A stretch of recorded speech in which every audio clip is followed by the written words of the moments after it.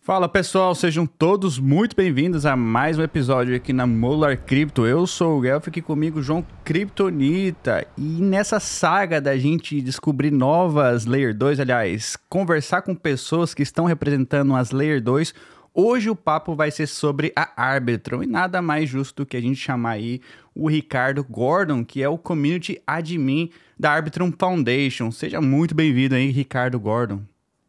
Obrigado pelo convite, João, Guelph, muito obrigado. É um gosto estar aqui a falar, para falarmos um bocadinho sobre a Arbitrum, o que ela é, o que é que ela permite, e portanto, mais uma vez obrigado pelo convite e vamos nisso, vamos falar então um pouco sobre a Arbitrum.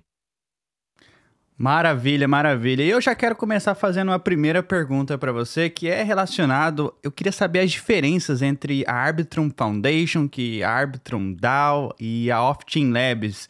E eu queria saber quais são as responsabilidades de cada uma. Ok, isso é uma pergunta bastante curiosa e eu diria eu até importante, porque em março, quando aconteceu o airdrop da Arbitrum, ocorreram três coisas, que foi o airdrop, foi a criação do Arbitrum DAO e a criação da Arbitrum Foundation. Até aquela data, era apenas e somente a Off-Chain Labs que geria todo o ecossistema da Arbitrum. Após o airdrop, então foi fundada a Arbitrum Foundation e ao mesmo tempo o DAO. Quais são as principais responsabilidades? Off-Chain Labs continua responsável pela prestação dos serviços tecnológicos sobre sobre todo o ecossistema da Arbitrum, ou seja, todo o apoio técnico do funcionamento do ecossistema, de todas as chains, da nossa bridge, do próprio desenvolvimento tecnológico da Arbitrum, é tudo providenciado pela Off-Chain Labs.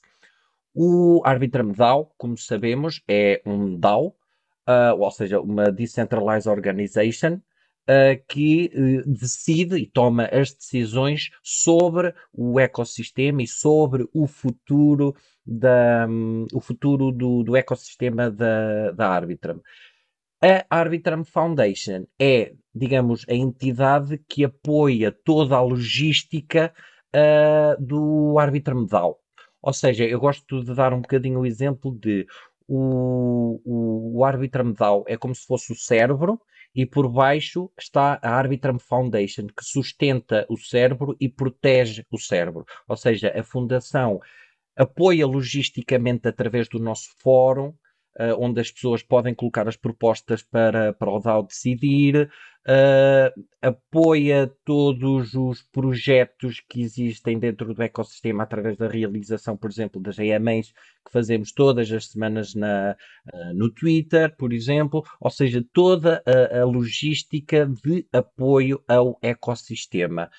Ao cabo que o DAO decide o futuro, ou seja, é a comunidade que decide o futuro do ecossistema. E, só para resumir, a Off-Chain Labs providencia todo o desenvolvimento e apoio tecnológico do ecossistema da Arbitrum. São essas as diferenças entre estas três entidades.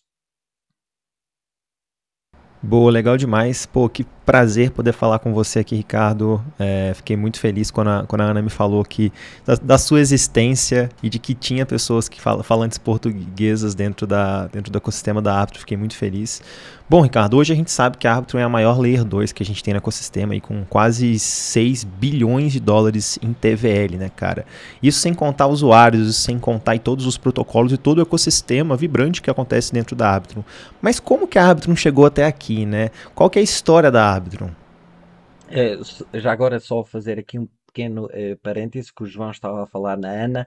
A Ana é a nossa Community Manager da Arbitrum Foundation, neste caso Community Manager para, da comunidade da Arbitrum Espanhol e de países latinos e América do Sul. Essa pergunta que colocou é uma pergunta curiosa que até no outro dia, em outro Spaces, eu tive uma opinião que realmente até me abriu um bocadinho os olhos. Porque eu tive o contacto com o ecossistema da Arbitrum o ano passado, em 2022, julgo eu, por volta de agosto de 2022, e na altura o que me chamou a atenção até foi mais a área gaming, ou seja, aqueles pequenos joguinhos muito simples. Eu na altura tinha o meu trabalho diário, eu era sales manager de uma empresa aqui na cidade onde eu vivo, e ao fim do dia eu gostava de descansar um bocadinho a cabeça e distrair-me um pouco e jogar um joguinho, mas coisa que não fosse muito complexa, mas relativamente simples e claro que também gosto do aspecto. E foi isso que me chamou a atenção na Arbitrum. Eram vários jogos simples, com um estilo de NFTs, estilo pixel, que eu identifico-me pessoalmente, é algo que eu até gosto. E foi isso que me chamou a atenção. E comecei a reparar que existiam vários jogos e que todos eles eram simples, funcionavam muito rápido, todas as transações e todos os pequenos itens e NFTs eram mintados e apareciam no meu inventário de forma muito rápida. Isso chamou-me a atenção.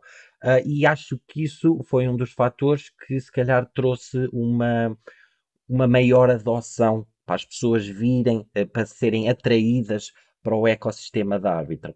Mas, por acaso, no outro dia, em discussão noutro Spaces, deram o exemplo que realmente faz muito sentido, que foi um dos maiores protocolos do ecossistema da Arbitrum é a GMX. Para quem não sabe, a GMX basicamente é uma plataforma onde se pode fazer trading de futuros e perpétuos. Ora, acho que surgiu na altura ideal. Porquê? Isto já estava numa altura em que toda a gente começou a ter medo de, de, de todos os scams que estavam a acontecer. Celsius, de FTX e depois aquele pavor de todas as pessoas das centralized exchanges. E, ou seja, todas as pessoas, a maior parte delas, faz trading aonde? Nas centralized exchanges. E então as pessoas com todos esses esquemas, esses alertas e esse pavor e esse medo das exchanges, as pessoas começaram a pensar, ok, mas se calhar se eu fosse para um ambiente de decentralized exchange, eu tenho controle sobre a minha wallet e pelo menos se calhar estou mais seguro. Deixa-me aqui procurar então se existe algum protocolo que me permite fazer esse trading numa rede que seja segura, de uma forma rápida e que eu tenha controle sobre as minhas carteiras. E acho que isso também foi outro fator e outro protocolo, porque não existe só este, existem vários, mas a GMX é o maior, que acabou por trazer muita gente para o ecossistema. E lá está, isso depois começa a funcionar o marketing de boca a boca. Ou seja, este vai falar àquele, aquele vai dizer a mais três, aqueles três vão dizer a mais três, e as notícias vão se espalhando de forma muito rápida. E lá está, acho que foi na altura ideal. E por isso é que a Arbitrum teve um crescimento tão rápido. Algumas das coisas foram essas. Outras, claro, não foi a primeira Layer 2 a aparecer, mas todas as características inerentes ao projeto, desde a nível de desenvolvimentos tecnológicos, desde rapidez, desde segurança, desde o que é que a rede permite para os developers, o que é que ou seja, de que forma é que abre as portas para novos builders, para novas pessoas que queiram vir construir, por exemplo. Vou dar o exemplo agora que me lembrei. permite, por exemplo, às pessoas facilmente construírem a sua própria chain. Ou seja, neste caso, para construir a sua Layer 3, por exemplo. Ou seja, é uma layer que funciona por cima da Layer 2, que neste caso é a Arbitrum. Isto para um developer que gosta de desafios, por exemplo, é um desafio interessante, a meu ver, porque ao fim e ao cabo o developer pode construir a sua própria chain, pode definir qual é o seu token que é utilizado para pagar o gás, por exemplo, qual é, pode definir que género de governança é que a layer pode ter, qual é o método de funcionamento tecnológico que a própria chain adota, pode definir que tipo de projetos é que vão integrar dentro da sua própria chain, consoante o método tecnológico de funcionamento dessa chain. Ou seja, há todo aqui um conjunto de características que permite aos developers serem atraídos à chain. E lá está, isso depois leva tudo a um efeito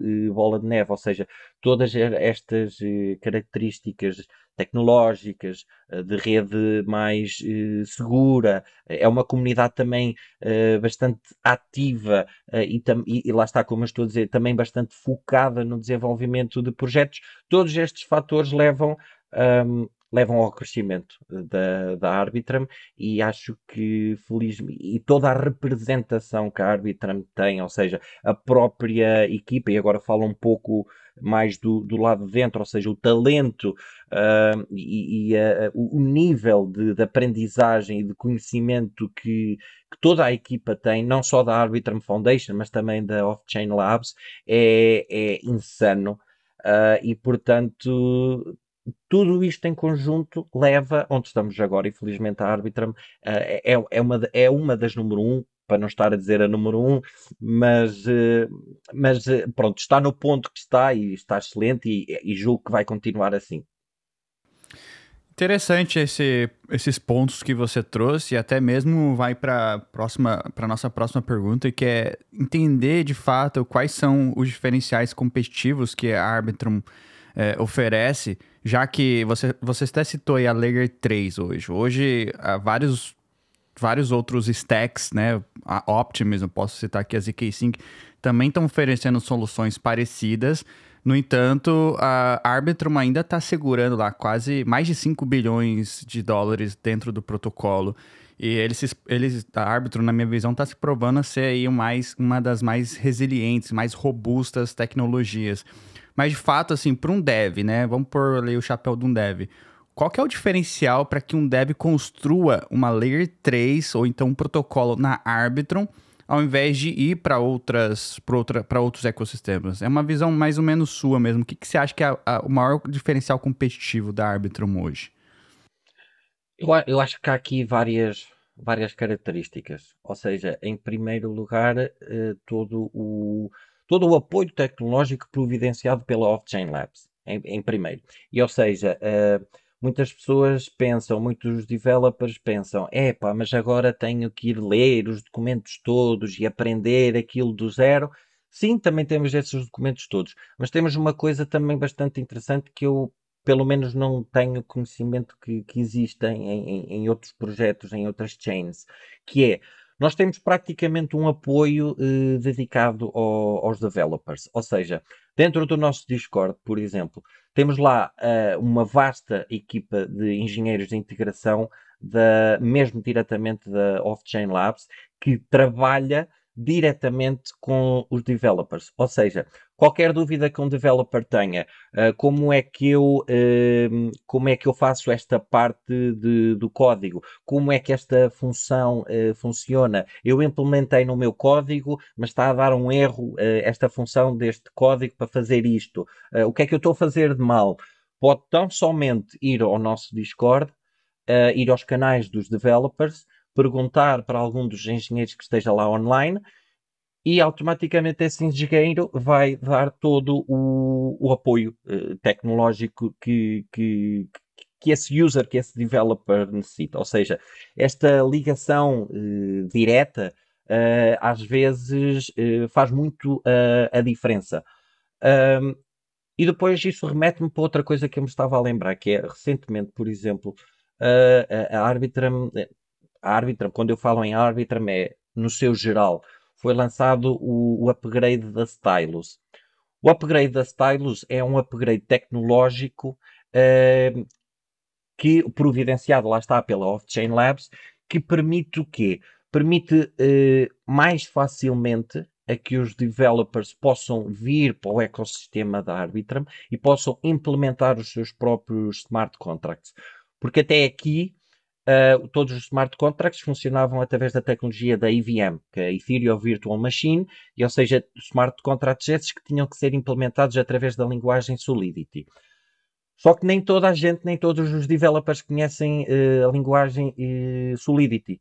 Existem muitos developers que até poderiam estar interessados em vir para o ecossistema, mas não sabiam nada de Solidity e não estavam muito para aí virados em aprender como é que a Solidity funciona.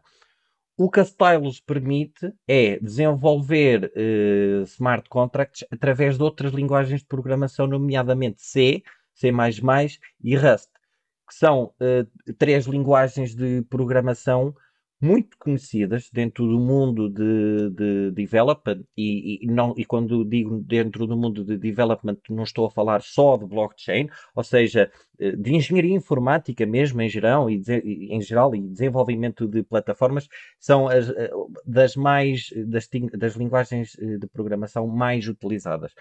Isto abre logo aqui as portas para o ecossistema de uma forma muito, muito grande. Porque, ou seja, até aqui tínhamos aquela barreira tecnológica que é só entra quem souber Solidity.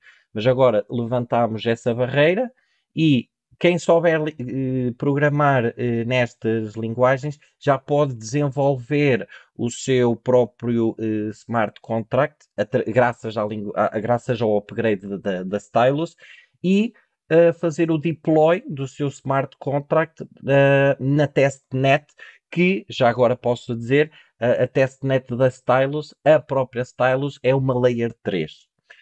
Isto às vezes pode parecer um bocadinho confuso e também é um bocadinho tecnológico, mas a própria testnet da Stylus, ou seja, onde os developers podem desenvolver os seus smart contracts e fazer o deployment, é uma Layer 3. E já agora só um pequeno fun fact, já tivemos developers, por exemplo, a lançar uma versão V4 da Uniswap na testnet da Stylus, por exemplo. E portanto, isto acho que são algumas das coisas que atrai mais pessoas. E por isso é que nós temos, uma força tão grande em development e tantas pessoas interessadas e focadas em construir, em produzir, em desenvolver os seus próprios projetos. Isto acho que são estes os conjuntos de fatores que influenciam isso mesmo. Pô, legal. Deixa eu ver se eu entendi, então, antes do Curi avançar aí.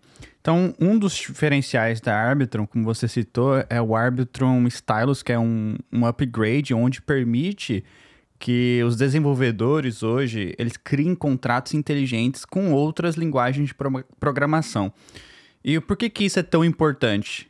Porque a maioria dos desenvolvedores no mundo não sabem a linguagem Solid, que é da máquina virtual do Ethereum. Então, o processo eles tinham que aprender essa linguagem primeiro, que é muito parecida com JavaScript, mas a grande maioria dos desenvolvedores no mundo, Web 2, Web 3, enfim, eles sabem, sei lá, Rust, que é uma linguagem um pouco mais flexível, eles sabem WASM, que é uma outra linguagem também, e eles podem programar nessas outras linguagens usando a tecnologia da Stylus, que é como se fosse um compiler, né?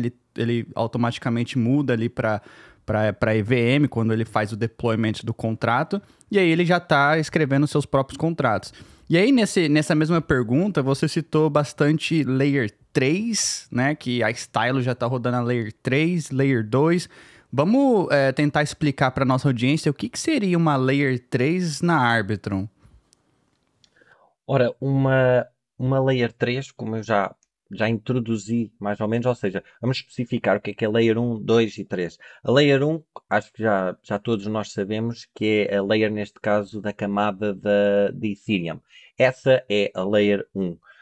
Por cima da Layer 1 existem atualmente várias Layer 2 que estão todas a trabalhar no mesmo sentido, que é na escalagem de Ethereum, ou seja, tornar o Ethereum, termos transações mais rápidas, temos um maior número de transações e o mais barato possível. Isto são as três coisas essenciais em que são os três princípios que as Layers 2 assentam.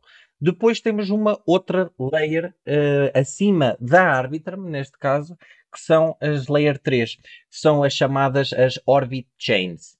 Dentro do ecossistema da Arbitrum são as Orbit Chains, são as Layer 3, que são construídas em cima da Layer 2, em cima da Arbitrum.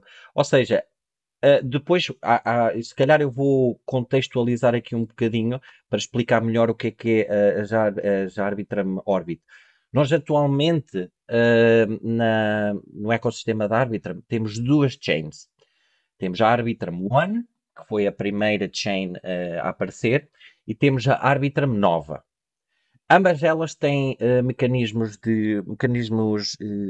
tecnológicos de funcionamento diferentes, com destino para projetos diferentes.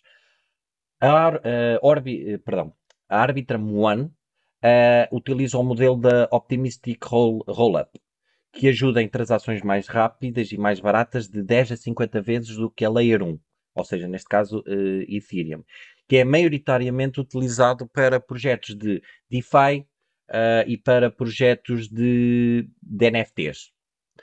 Depois temos a Arbitrum Nova, que utiliza outro modelo, que é o modelo Anitrust. Eu já mais à frente já vou explicar qual é a diferença dos dois modelos, mas este modelo oferece ainda maior processamento de transações, também mais rápidas e mais baratas, cerca de 30 a 150 vezes do que uma Layer 1. E maioritariamente é utilizada mais em projetos e de apps que estejam relacionadas com redes sociais, por exemplo, ou gaming, ou projetos de jogos. Estas são as principais diferenças. Eu gosto só apenas de salientar que a Arbitrum Nova, ou seja, tem um funcionamento muito mais rápido e por isso é que ela é mesmo utilizada para jogos. E porquê? Vamos dar o exemplo de um pequeno jogo em que eu tenho uma personagem e ando na selva e mato um monstro e no final de matar esse monstro fica um baú e dentro desse baú saem lá 3 itens que eu vou recolher. Esses 3 itens, ao fim e ao cabo, são 3 pequeninos NFTs que vão ser mintados dentro da própria chain e que vão ser atribuídos na minha wallet, ou seja, vão ficar no meu inventário. Se há uma coisa como gamer que eu gosto de ter, é ter jogos rápidos. Eu não posso perder tempo, ali a jogar. Ou seja, eu se ganho ali um pequeno NFT, eu quero quase instantaneamente querer esse NFT no meu inventário. Então, este mesmo funcionamento da Arbitrum Nova é algo que permite fazer este género de coisas. E depois, então, explicando qual é a diferença entre os dois modelos. Como eu estava a falar, a Arbitrum Nova, ou seja, a segunda chain que surgiu no ecossistema da Arbitrum, utiliza o modelo da Anitrust. O modelo da Anitrust depende de um comitê externo de disponibilidade de dados que armazena todos os dados das transações que são processados na chain da Arbitrum Nova. Isto é mais ou menos como funciona o modelo da Anitrust por breves palavras. Ou seja, enquanto que na Arbitrum One funciona pelo modelo da Optimistic Rollup, todas as transações são colocadas e são lançadas para a rede Ethereum, para a mainnet. Através do modelo da Anitrust, ou seja, na Arbitrum Nova, existe este tal comitê de armazenamento de dados que lança para a Layer 1 um certificado que, ao fim e ao cabo, está lá na Layer 1 e certifica que os dados destas transações estão aqui guardados na Layer 2, geridos por este comitê de dados. Sempre que há uma função de call data, esses dados são então efetivamente colocados na rede Ethereum. É mais ou menos essa a diferença entre estes dois modelos de funcionamento destas duas chains. E passando então para as Arbitrum Orbit Chains, lá está, pode escolher qual o tipo de funcionamento destas duas redes. Ou seja, eu quero construir a minha própria chain, que, como já estávamos a falar, é a minha Layer 3. Eu posso escolher qual é o modelo que eu vou utilizar. O modelo da Arbitrum One ou o modelo da Arbitrum Nova. Ou seja, isto vai depender de qual é o objetivo que eu quero construir a minha chain. Ou seja, eu vou construir a minha própria chain mais virado para DeFi e NFTs, então se calhar eu vou para o modelo da Arbitrum One, ou seja, para o Optimistic Rollup. Mas se eu quero, se calhar, uma chain mais focada no desenvolvimento de jogos, se calhar vou adotar o modelo da Arbitrum Nova, uma vez que me permite este funcionamento mais rápido. E, ou seja, as Arbitrum Orbit, ou seja, a construção das Layer 3 é exatamente isto, é construir tecnologicamente, construir a minha própria chain, em que eu próprio decido qual é o funcionamento, qual é o modelo de funcionamento que ela vai ter, dependendo dos projetos que sejam construídos dentro da minha chain. E como já referi há pouco ao início, ou seja, depois também tem várias possibilidades de qual é o token que é utilizado para o pagamento dos gas fees dentro da minha chain, se a minha chain vai ter governança ou não, se posso fazer o meu próprio DAO para gerir a minha própria rede, ou seja, permite aqui todo um conjunto de coisas que chama a atenção de construir a minha própria chain. Não sei se foi muito extenso, João, e igual, não sei se deu para perceber. Se eu me tiver a alongar Não, tá muito, ótimo. digam, mas assim por palavras simples, sem querer utilizar linguagem muito específica e muito técnica, é mais ou menos este o funcionamento. Não, ótimo, ótimo. Só fazer também, dar um passo para trás para o pessoal aqui entender quem faz parte desse conselho aí da Arbitrum Nova. Então a gente tem o Reddit, tem a Off-Chain Labs, tem grandes nomes, tem até QuickNode. Então é um time realmente aí de peso no ecossistema que faz parte desse comitê de disponibilidade de dados, como o próprio Ricardo trouxe.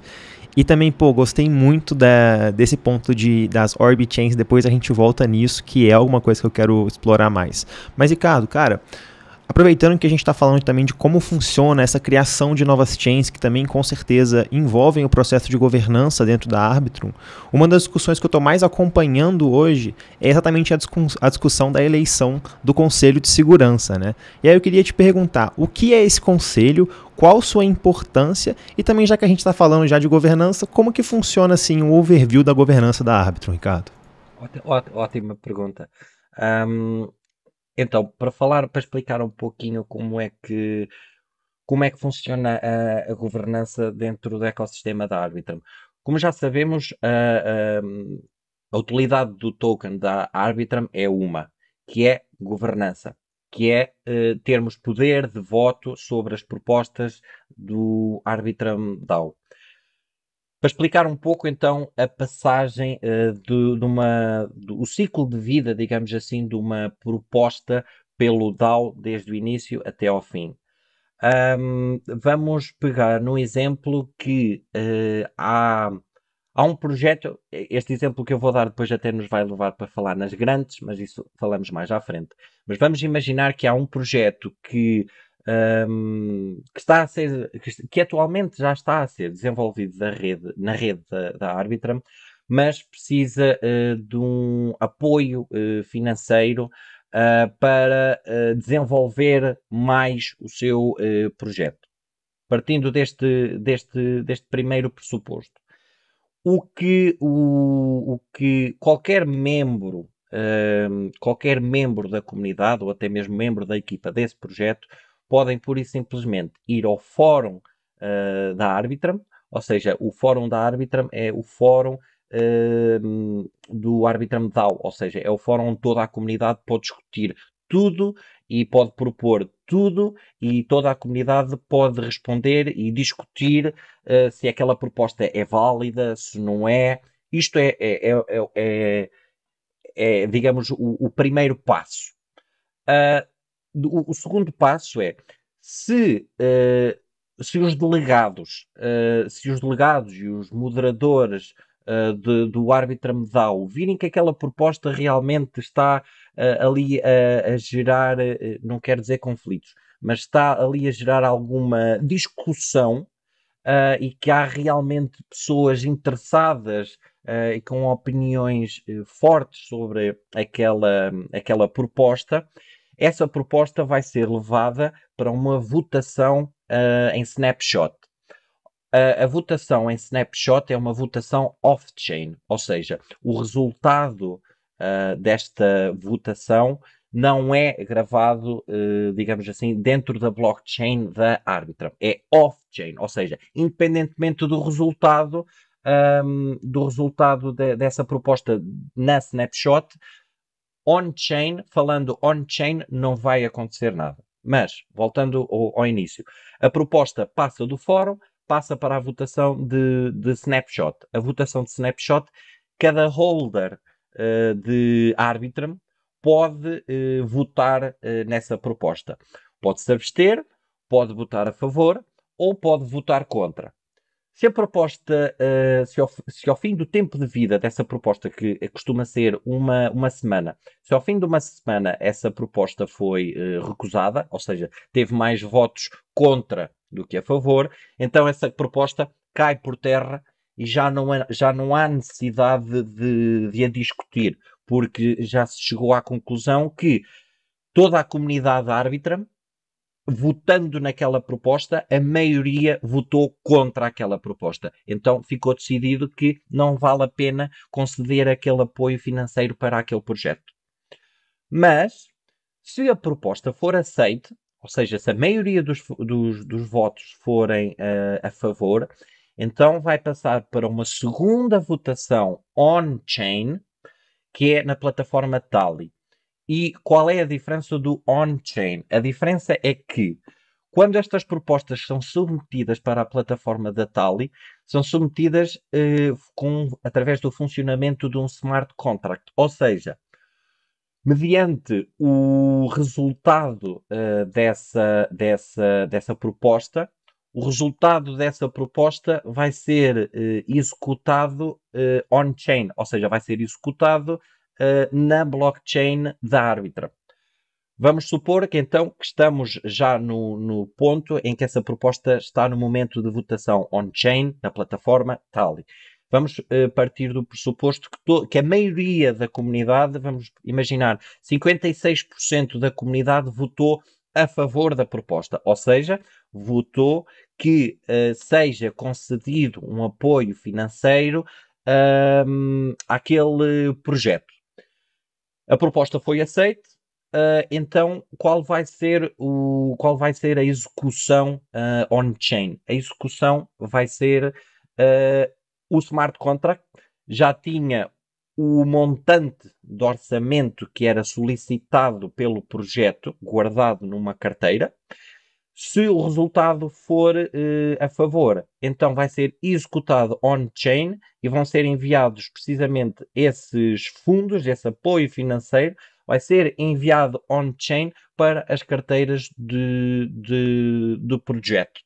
Isto é a grande diferença entre propostas off-chain ou on-chain. Quando é on-chain, o resultado da proposta é imediatamente executado on-chain, ou seja, quando digo on-chain, é executado na chain Arbitrum, que mais tarde vai ser publicado os dados na mainnet.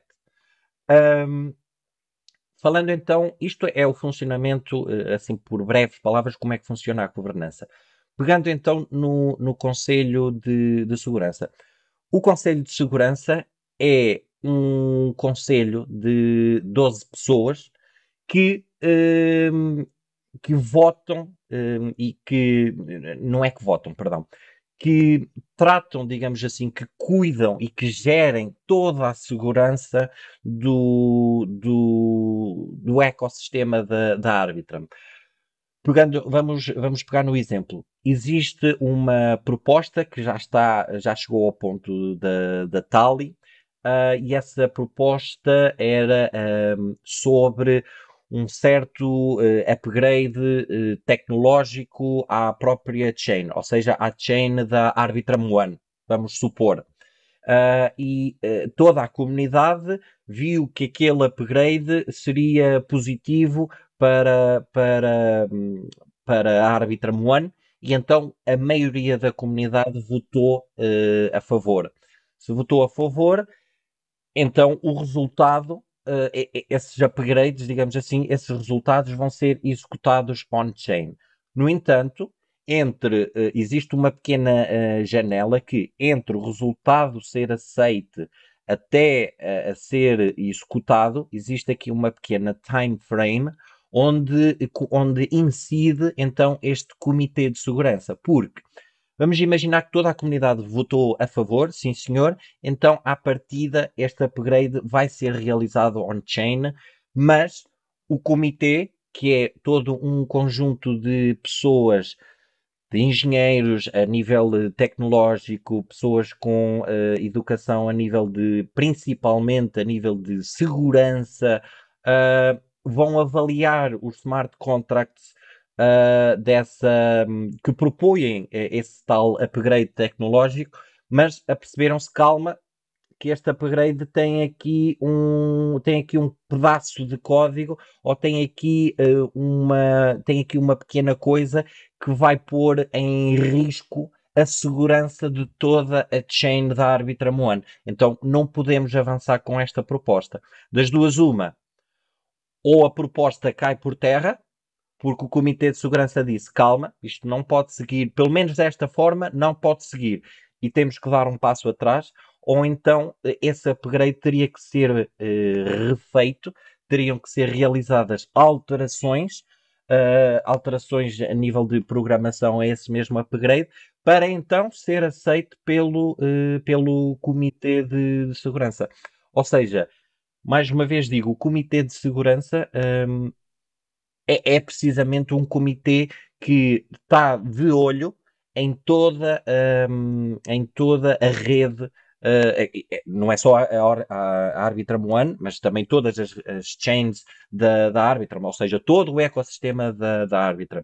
O Comitê de Segurança é precisamente isso, é um conjunto de 12 elementos que estão de olho, de olho com atenção a tudo que seja tecnológico, ou seja, tudo que tenha ali um potencial de risco tem que ser alertado através do Comitê de Segurança.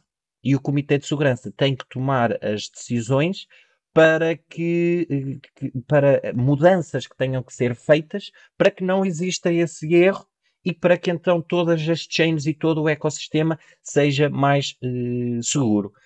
E só para terminar, esse Comitê de Segurança é votado de 6 em 6 meses pelo Arbitrum DAO, ou seja, qualquer pessoa que já tenha conhecimentos tecnológicos, conhecimentos de Solidity, conhecimentos de Cybersecurity, qualquer pessoa se pode candidatar a esse Conselho de Segurança, e cabe ao DAO de decidir e votar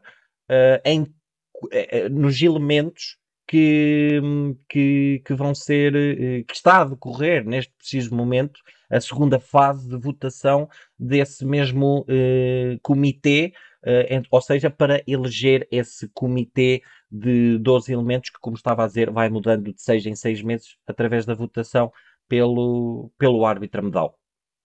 Ao fim e ao cabo, acho que é isto. Oh, excelente, não, excelente. Deu um panorama muito legal aqui pra gente. E aproveitando que a gente está falando de governança, Ricardo, eu queria te perguntar uma coisa que eu tenho visto, mas eu confesso que eu não cheguei a explorar em como que realmente funciona profundamente. Uma novidade também dentro da Arbitrum são os Domain Allocators, né, que é a galera responsável por dar grants para outras pessoas. Eu sei que tem algumas categorias diferentes. Você consegue dar uma palhinha, ainda que breve, assim, sobre o que são esses Domain Allocators, o que eles fazem, ou assim, qual é a função deles dentro da DAO hoje? Ou seja, nós neste momento até temos dois tipos de grants. Ou seja, temos as grants através da Arbitrum Foundation e temos as Short Term Incentive Program, que é, digamos, uma grant a curto prazo para vários projetos, que está a decorrer essa mesma votação. Ou seja, já expliquei um bocadinho há pouco, ainda agora explicando como é que funcionava a governança, e dei precisamente o exemplo de uma proposta de apoio financeiro. Ou seja, neste momento temos uma bolsa, digamos assim, de cerca de 50 milhões de Arbitrum, que vai ser disperso, digamos assim, por aqueles projetos em que a proposta for aceite ou não. Ou seja, esses projetos, ao fim e ao cabo, foram propostos no fórum da Arbitrum. O que é o projeto, o que é que eles pretendem fazer, em que espaço de tempo, para que é que necessitam daqueles fundos, qual é o orçamento, e, ou seja, toda a comunidade, como um DAO em conjunto, vai olhar para essas propostas, vai ler essas propostas e vai aprovar ou rejeitar as propostas deste ou daquele projeto. E depois temos as grants da Arbitrum Foundation, que o funcionamento é mais ou menos semelhante, mas em vez de ser decidido pelo DAO, a fundação tem literalmente um fundo de bolsas que pode conceder a projetos que ou queiram desenvolver, ou seja, ou que queiram fazer o seu deployment na rede da Arbitrum, ou que já estejam dentro da rede da Arbitrum, mas precisam de uma pequena ajuda, precisam de um pequeno empurrão. Então, candidatam-se através de um Google Form, que pode ser encontrado no nosso website. E depois temos uma equipa da fundação que vai avaliar o projeto, vai fazer, ao fim e ao cabo, toda a sua investigação, como costumamos dizer em blockchain, vai fazer o DIOR, para ver se o projeto é seguro, se os elementos da equipa são seguros, se o roadmap que eles descreveram, se é realista ou não, se o orçamento que eles propuseram também se é realista ou não, se o montante é demasiado alto, ou seja, e depois vai ser concedido e vai ser aceite ou não esta candidatura deles. E depois terão não só o apoio financeiro dado e proporcionado pela Fundação, mas todo o apoio também tecnológico, se for o caso dos próprios developers desse projeto necessitarem de algum apoio tecnológico pela equipa dos nossos engenheiros, por exemplo, pelo apoio através da nossa comunidade, pelo apoio através de spaces do nosso Twitter. Portanto, há todo aqui um conjunto de condições que acabam por incentivar os projetos não só a entrarem no ecossistema, mas também a construírem e a crescerem.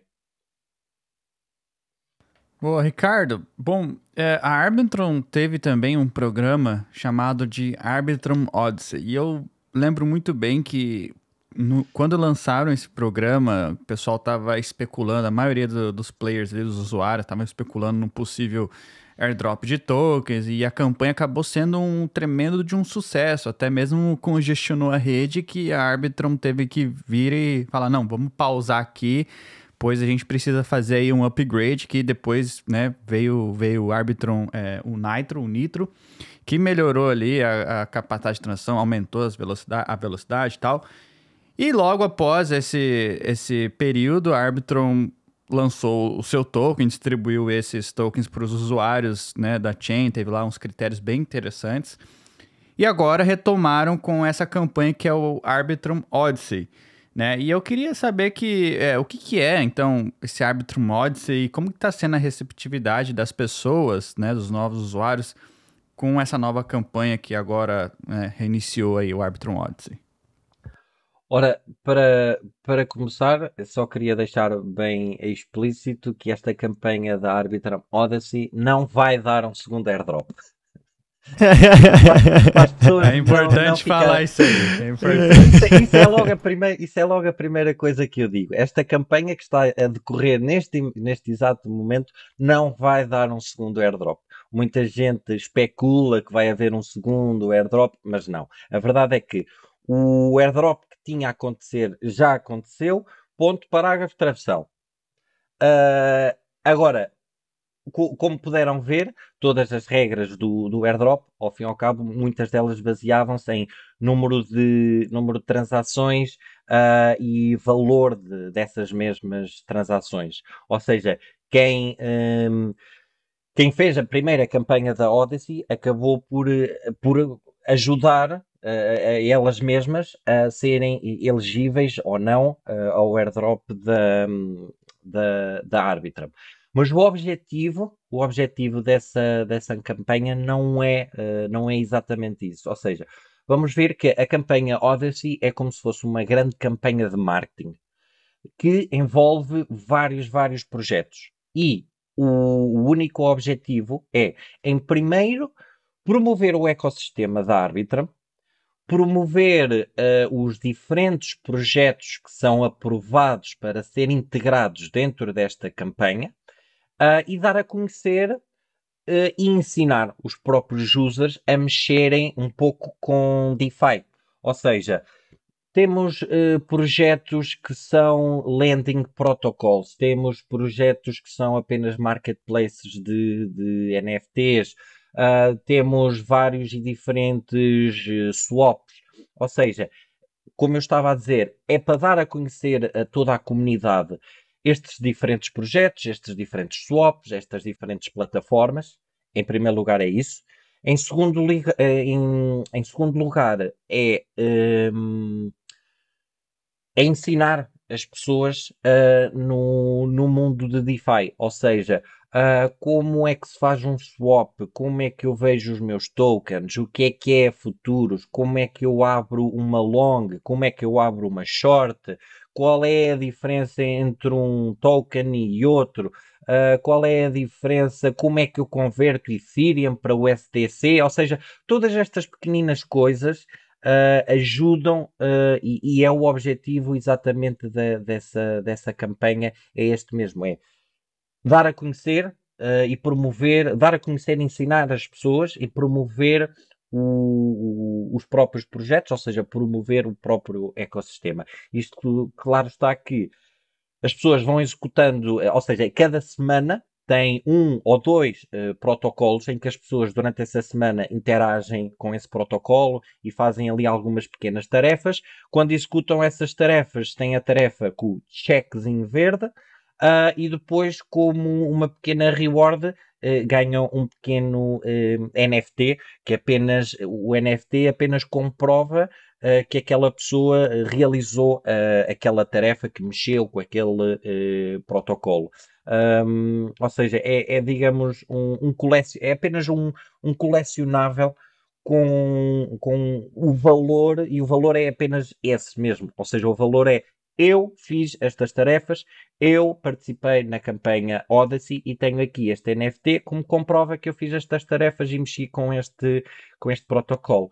Claro está que isto está a ter uma adesão imensa, explosiva. Logo no primeiro dia, quando lançámos a campanha, o nosso Discord foi começarem a chover mensagens de pessoas: onde é que eu vejo isto, onde é que eu faço aquilo, isto, aquilo. Foi assim, mas é normal. Este género de campanhas atrai muita gente e lá está. Também um pouco com a especulação do segundo airdrop, por isto é que eu comecei logo a falar que não vai haver um segundo airdrop.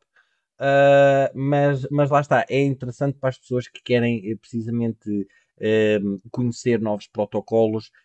Há muitas pessoas que não sabem, ainda não sabem mexer com diferentes swaps, por exemplo, ou seja, só conhecem um Uniswap e qualquer coisinha que seja diferente do Uniswap, já é uma dor de cabeça. Onde é que eu ligo a carteira? Onde é que eu vejo o meu histórico das transações? Como é que eu mudo de chain? É logo ou seja, as pessoas precisam mesmo de ter esta diversidade, ou seja, precisam de perceber o funcionamento tecnológico por trás, como é que funciona um swap, mas depois precisam também de se adaptar a diferentes swaps e como é que e conhecê-los, ao fim e ao cabo, conhecer o ecossistema e aprender sobre DeFi. E só para voltar ao início da pergunta, sim, no ano passado nós tivemos também uma campanha da Odyssey, mas que aquilo teve uma adesão de tal maneira que, calma, que isto não está a existir aqui a capacidade de processamento de tantas transações. E por acaso surgiu mais tarde o upgrade tecnológico da Nitro, que muito resumidamente foi um upgrade que veio permitir às atuais chains que já existiam naquela altura, que era a Arbitrum One e a Arbitrum Nova, permitiu ao fim e ao cabo maior rapidez, maior processamento de dados e também ao mesmo tempo uma maior compressão de dados que vai ser mais tarde colocado na mainnet. Há bocado estava-me a lembrar disto e lembrei, por exemplo, aqueles ficheiros que nós temos no nosso computador, os ficheiros de WinRAR. É tão basicamente isso, é uma compressão de dados que depois mais tarde vão ser enviados para a mainnet. Isso foi uma das coisas que o upgrade da Nitro veio permitir. Mas, portanto, é uma campanha excelente, na minha opinião, porque é divertida, ao mesmo tempo tem o seu lado de divertido e de conhecer estes protocolos todos e principalmente de aprender e conhecer novos protocolos. Boa, legal demais. Realmente eu lembro da vez passada lá, quando foi a primeira semana ali de bridge para árbitro, uma galera brigando para qual bridge ia ser com mais volume. Eu lembro que o pessoal tava usando o hop, tava usando a cross, tava usando tudo ali, tava dando até confusão dentro dos protocolos que estavam participando da campanha. Realmente muito legal aí. Também estou participando nessa V2, digamos assim, já peguei meu NFT ali da GMX. Essa semana eu sei que tem Tofu e algum outro protocolo lá que eu esqueci, então muito legal. Mas, Ricardo, cara, já encaminhando para o final aqui, eu queria te perguntar, cara, quais são os próximos passos da Arbitrum? Uma coisa que a gente está trazendo aqui, a gente trouxe recentemente no nosso quadro, que a gente faz toda semana, Estado do Ethereum, são as Orbchains, como você trouxe anteriormente. A gente viu que tem alguns projetos já construindo Orbchains, como, por exemplo, a Catalyst, que é uma AMM, assim. Então, cara, quais são os próximos passos da Arbitrum no geral? Desculpa interromper, João, e também já temos outro projeto que é a Shai, XAI, também já é outro projeto que também já é que foi a primeira Orbit Chain a surgir. Queria só dizer isso. Se pudesse repetir a Claro, pergunta. claro.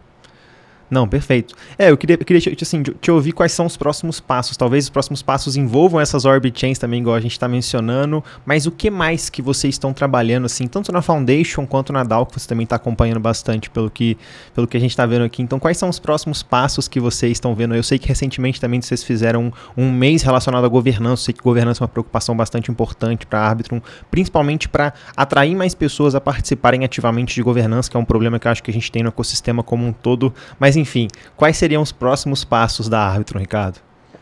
Os passos da Arbitrum passam por vários diferentes campos, ou seja, um deles foi o que acabou agora mesmo de dizer, a governança, ou seja, das coisas que nós gostamos muito de alertar é mesmo levantar o conhecimento e despertar o interesse de governança.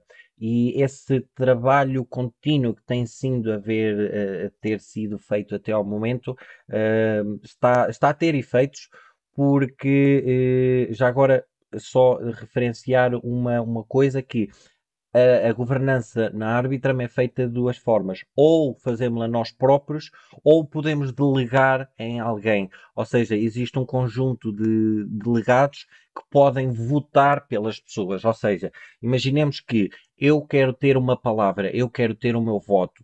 Eu voto em todas as propostas, seja no fórum, seja em Snapshot, seja na plataforma Tally. Eu voto em todas elas com o meu poder de voto, e o meu poder de voto é tão somente o montante de tokens que eu tenho da Arbitra. No entanto, vamos supor que eu não tenho tempo para estar tão ativo, mas gosto e quero participar, quero ter uma voz ativa, quero ter um direito de voto. Então eu posso delegar o meu poder de voto em alguém. Eu posso delegar o meu poder de voto num delegado que, ao fim e ao cabo, que vota pelas pessoas, vai votar por mim. Esse delegado, por exemplo, não precisa de votar nem no fórum, nem na Snapshot. A única plataforma que ele precisa de votar é na Tally, porque ao fim e ao cabo é a última barreira. Porque esta é que é a proposta mais importante, porque o resultado, seja sim ou seja não, vai ser executado logo on-chain. Portanto, é aqui, nesta última barreira, que os delegados têm que incidir. Ou seja, as pessoas podem fazer de duas formas. Ou elas próprias, ou concedendo o poder de voto a um delegado para fazer em nome delas. Pronto, só queria referenciar isto. Uma das coisas que a Arbitrum quer e que tem vindo a fazer é precisamente esse, é levantar o alerta para a governança. Porque, ao fim e ao cabo, se formos a pensar, a forma como é feita a governança não é muito diferente hoje em dia de uma democracia, de como é que é feito os votos em parlamento, por exemplo. Ou seja, toda esta forma de governança que existe atualmente em blockchain tem uma aplicação que pode vir a existir na vida real daqui a uns tempos. Ou seja, nós aos poucos estamos a desbravar caminho para, quiçá, um dia destes, seja possível eu participar nas eleições do meu próprio país através de blockchain, por exemplo. Ou seja, eu voto para as eleições da minha república, do meu primeiro-ministro, por exemplo, e em vez de ter que me deslocar a uma câmara de voto, o que às vezes é difícil para algumas pessoas, por exemplo, eu posso fazê-lo diretamente em minha casa, do meu telemóvel, através da blockchain, desta mesma forma como é feita a governança. E, por acaso, no outro dia vi um post, era nas plataformas, nas dashboards das Dune, que media o número de tokens que estavam a ser delegados e utilizados para a votação da governança, e tem vindo a crescer cada vez mais. Ou seja, aquilo é um sinal de que todo este nosso trabalho está a ter efeito e está a ter um resultado positivo, porque realmente as pessoas já estão alertas e principalmente estão a ficar cada vez mais curiosas por ter um voto participativo e uma voz ativa na governança e no desenvolvimento, neste caso, do ecossistema da Arbitra, mas podemos pegar, como eu estava a dizer, podemos pegar neste exemplo e levar para a governança de outra coisa da vida real, como, por exemplo, as eleições no nosso país, por exemplo. Isto é uma das coisas, é precisamente promover a governança. O outro lado é precisamente ajudar na escalagem de Ethereum.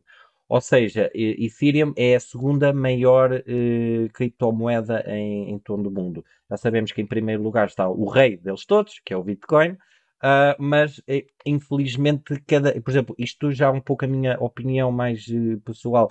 cada vez mais estamos a ter uma entrada de organizações e de empresas no mundo das blockchains e a entrar para Bitcoin e não tanto para Ethereum. Ou seja, todo o supply de Bitcoin está a ficar um bocado centralizado. E isto, eu como investidor a título individual, não me traz muita confiança. Traz mais confiança, se calhar, virar os meus olhos para Ethereum. Ou seja, Ethereum, com todo o desenvolvimento tecnológico, e sejamos sinceros, praticamente todas as redes utilizam EVM.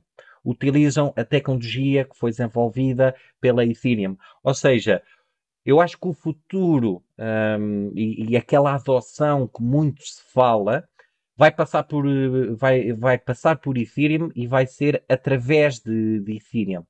E uma vez que vai ser através de Ethereum, a Arbitrum pretende exatamente ajudar nesse mesmo desenvolvimento. Ou seja, ajudar, lá está, na escalagem de Ethereum. E quando falamos em escalagem é mais transações, menor custo de transações e uma maior velocidade dessas mesmas transações. Ou seja, acho que são estas duas coisas que, que, que a Arbitrum está mais focada e acho que acho que o futuro da Arbitrum vai continuar a passar por estes dois princípios que acabei de dizer.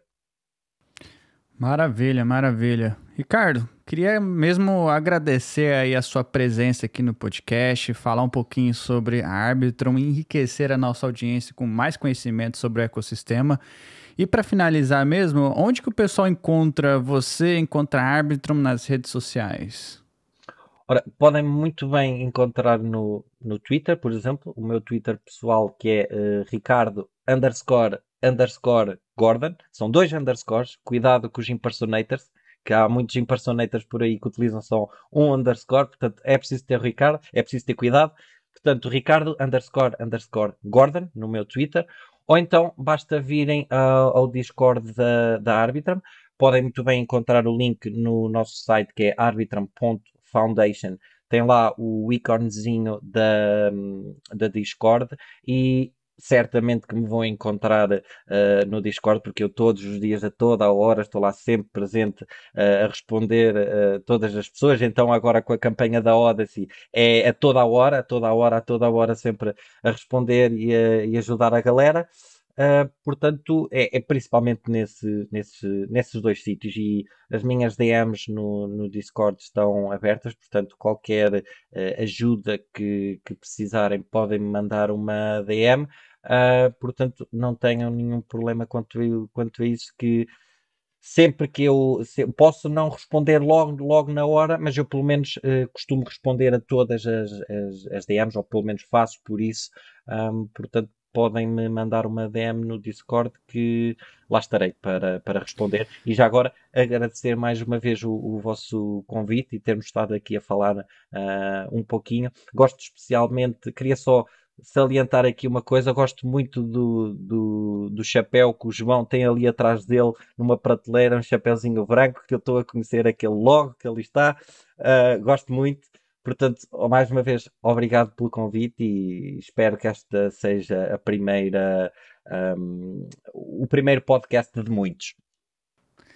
É isso, Ricardo. Lembrando que os links estarão aqui na descrição do episódio, então se você tiver qualquer dúvida ou está querendo construir um aplicativo na rede da Arbitrum, fale ali com o Ricardo, ele vai estar disponível no Discord, como eu disse, ou então no Twitter. Pessoal, só fazendo um disclaimer final, que nada que a gente falou aqui foi recomendação de investimento fiscal ou até mesmo recomendação de vida.